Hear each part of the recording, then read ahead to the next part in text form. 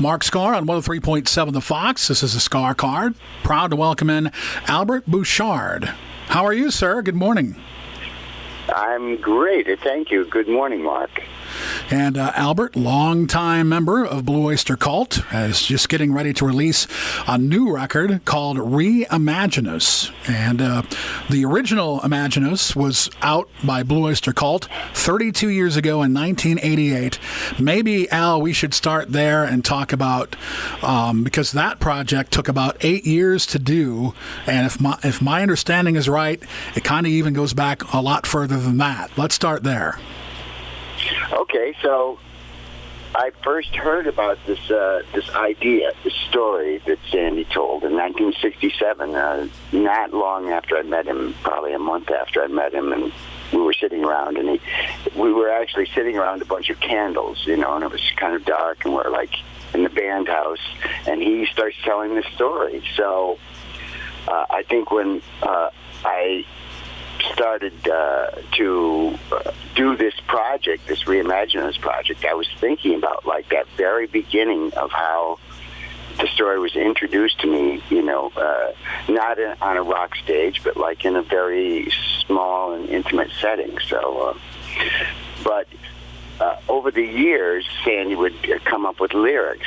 First he had the story, then he started coming up with lyrics with different aspects of the story, and even aspects that he never said originally, but he elaborated on a lot of things. So he started writing these lyrics, and I think the first lyric that he did that was related to that was Workshop of the Telescopes, which I've renamed it Black Telescope, but that's the first single that came out a few weeks ago. Mm-hmm. 4 weeks ago? Yeah. No, not 4. 3 weeks ago. Okay. So, and the reaction to that has been very good. But so anyway, Sandy was trying to get the band, Blue Oyster Cult, to do this concept album, rather than, how most Blue Oyster Cult records, actually all of them except for Imaginos, are collections of songs, kind of like, the Beatles records were up until Sgt. Pepper's, or the Beach Boys up until Pet Sounds. There was not a really overlying concept. So, and I think that the guys really didn't want to do that. And so, at some point, in the very late 70s, early 80s, Sandy said, "Well, maybe you should just." We'll just do this. We'll get a band to do it, and we'll just do it ourselves, And so that's, how it started. Then when I left Blue Oyster Cult, he said, "Don't worry, I've been working on getting you a solo deal with Columbia Records." And so, within, I don't know, maybe 6 months of that, leaving BOC, I had a contract for this record, Imaginos, for a double vinyl. Back then there was no CD, right. When 1982. So it was just for a double record. And two more just like it. So it's going to be a three double vinyls records. And so I recorded this record. It took forever, it seemed like. I worked on it all the way from, we went into the studio in 1983, but we didn't... my involvement lasted for about 5 years, up until, actually 4 years, up until 1987. Mm-hmm. And then Sandy had moved to San Francisco, Sandy Perlman. He was the producer. Well, we were co-producers, but he became the only producer when he moved to San Francisco, because I couldn't afford to keep flying out there. I was living in New York at the time. So he sort of took it over, and then the next thing he said, he sent me a message saying, I've talked the BOC guys into putting it out as a Blue Oyster Cult record. Mm-hmm. And I was like, oh, okay, and why, how is that going to work out for me, He said, well, you're back in the band. I'm like, oh, okay, that's cool. And then the record came out, and they're like, no, that was not our deal. Sandy begged us to do this, and so we did it, as a favor. And we didn't make any deal that you'd be back in the band. I'm like, what? So I was upset. But, over the years, I already knew, one of the reasons why it was taking so long was the record company was not behind it. They didn't believe that they could sell this record at all. They thought it had no commercial potential at all. Of course, the people who had signed the contract with me, they were no longer at Columbia anymore, and there was all these accountants who moved in that just all they cared about was the single. Bean counters. Yeah, bean counters, exactly, accountants. So, nothing against accountants, but, if you want an accountant to be your musician, then that's very good. But, if you're a musician, you need somebody that understands that field. So anyway, so that's the record company really forced the whole issue of becoming a BOC record, and and I moved on. I got a job as a teacher in a public high school, and I worked there for 31 years actually, and. That was a good thing. It was great for me in terms of public service and feeling like I was doing something important, and I eventually got to go meet President Obama at the White House for the Teacher of the Year award. Now I didn't win the Teacher of the Year. Not even close, but I was nominated by the Music Society in New York, and actually the year before I went to see Obama, Fox gave me an award for my school, to buy musical instruments. So I've already established a relationship with the 20th Century Fox people. So that was good. I have no regrets. But the fans would keep writing to me and saying, we know that this record wasn't the way that you and Sandy wanted it. Are you ever going to do it the way you want it? And I just got an email this morning from a guy from the Czech Republic who had written to me 8 years ago urging me to do this.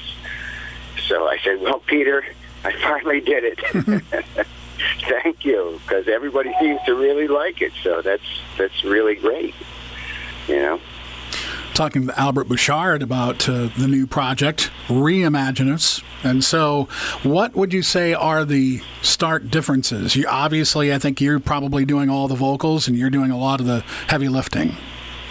Yes. The stark differences between the final record and this record that I have made, and one of them is that they left 2 songs off the record because when they'd done the double vinyl and it was just a single vinyl and they couldn't fit all the songs, so they took 2 songs off. So this one has all the songs, and I even added a song because Sandy and I had already started working on the next record, while we were working on that one, we have this follow-up in mind. And one of the songs on the follow-up was going to be this song, Workshop of the Telescopes. So I put that on this record because I felt it it fit better. And the other thing is the order wasn't quite the way I wanted it, and Sandy was like, I don't care what the order is, And I said, well, I do, that's how my mind works, is it's great to be oblique and obscure, but, you gotta give the audience a little something to hang on to, you know, and I also feel that it's good to have songs that elicit some sort of location, like a place that you hear the song and you already kind of know what it's going to look like. So in recording this, besides me singing all the vocals, which isn't really any different from what I did before, but the other difference, the other major difference is that, you know, and it's 32 years later. Sure. So, you know, back then, you know, there was everything was synthesizers, and, you know, and I had a big band. I had 7 guys in the band, and so it was kind of like a wall of sound, you know. 7 really talented guys, I might add. So it was a wall of sound that was created there. And so I decided that I was not going to consciously try and make a wall of sound. I was going to try and make it like how the story was presented, more intimate, more, you know, and to that end, instead of having all these electric guitars and synthesizers, the basic sound is just acoustic guitar. So it's much more, I don't know, it's less bombastic, you know, if that's the right word, but and more like telling a story around a campfire or something like that. Talking with Albert Bouchard, I had the pleasure of talking with your brother Joe, and his record came out this summer, and I know he's really pleased with Deco Entertainment, and I assume that just judging by the on the periphery with the press that I see that you're getting, that you must be too. I am very pleased with them. You know, that's actually a huge difference that I don't even talk about that much. But this time, I have a record company that is totally behind doing this thing. I mean, they're ready to, you know, they're pressing a vinyl. You know, it's going to be a double record set in the vinyl. If you get the CD, you'll notice that it has, the songs are split up into groups of 3. And each group of 3 has a name. Okay, so the first group is a quandary, you know, and that's a word I didn't even know until I was singing it. And then I said to Sandy, "What's quandary mean?" He said, "You know, like a conundrum." Mm-hmm. Right. And I said, "What's conundrum mean?" You know, when you're confused, you know, when you don't know quite what's going on. When you're in a pickle. Oh, yeah. In a pickle. So yeah, the first one is quandary, and the next one, of course, is sublime, which everybody knows what that means, I think. Mm-hmm. So anyway, it's going to be great. You know, I'm looking, you know, I'm trying to get some famous liner note writer to write the liner notes for the vinyl, because, you know, that's one of the great things about vinyl is that you had liner notes that you could, you know, read while you were listening to it over and over. Exactly. Yeah. A lot of people maybe don't know, but that first 12 or so years of Blue Oyster Cult, you were an extremely integral part of that band with musical arrangements and so forth. And the unusual aspect of BOC maybe is that you, as you've alluded to, you had Richard Meltzer and you had Sandy Pearlman and Helen Wheels and all these people presenting lyrics to you to put to the music. Yeah. In the very beginning of the band, there was only 2 people that were writing lyrics. One was me, and the other was Alan Lanier. And Sandy came along and said, you know, these songs could be better, you know, with better lyrics. And I'm like, well, what do you got in mind? And so he started rewriting my songs, and I could sense, you know, immediately that his songs were, your lyrics were, well, I don't know if they're better than mine. Mine was extremely simple and derivatory, you know, derivative. It's like, you know, my lyrics were like, kind of like the lyrics that you hear on every other song that people write, you know, but he wrote lyrics like, you know, like Procol Harum style, you know, or Hunter Thompson, you know, these kind of like really crazy, you know, imagery that you really had. It made you think, like, intensely, what is this all about? And so you would create this whole imaginary world in your mind while you're listening to the music. So I had never met anybody like Sandy. And then Richard Meltzer was, influenced greatly by that, or I guess they influenced each other. But then, Patti Smith came along, and that was she was a big Bob Dylan fan, and so her stuff was also very verbose and intricate, verbally. So it was great. It was a great learning experience, and I'm extremely grateful to work with such great writers. I had the pleasure of seeing you and Blue Coupe play at Taste of Minnesota the last time you were there, and that was great. Oh, wow. Yes. Yeah. 5 years ago now. Oh, yeah. Yep. And I remember sitting there watching you do Reaper, and I said, and I thought to myself at the time, that's the actual guy doing that right in front of me right now. That's so cool. Yeah. Well, Blue Coupe is another group that I play with. It's my brother Joe, who's also on this Re-Imaginos, but he's on as the trumpet player. So he plays trumpet on the record. Which is something that he played in high school, and that was one of the things that I wanted. I wanted.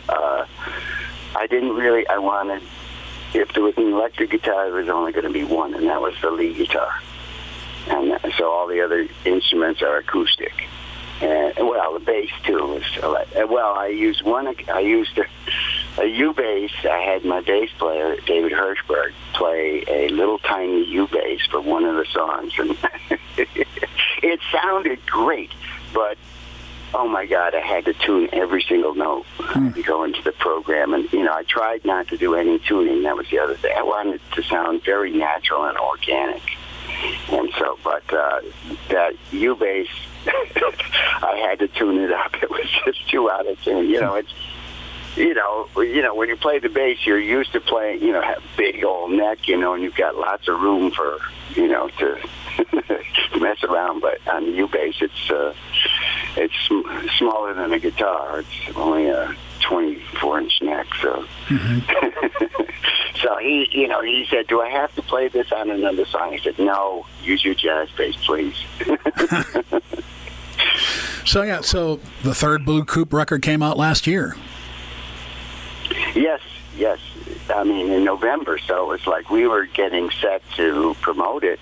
We had been working on a European tour. We had an anchor gig playing a rock cruise, the Silja Rock Cruise from Stockholm to Helsinki.